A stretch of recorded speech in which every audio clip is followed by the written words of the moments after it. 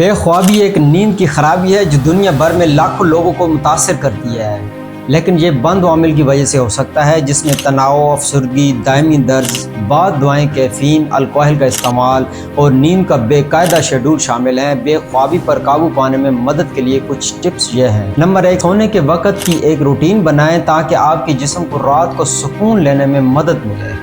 Number 2, caffeine और alcohol आपकी नींद में खलल डाल सकते हैं, इसलिए सोने से पहले इन चीज़ों से परहेज़ करना बेहतर है और ऐसे भी इस्लाम में हराम है। नंबर 3, ये बात यकीनी बनाएं कि आपका बेडरूम ठंडा, अंधेरा और पुरसकून है।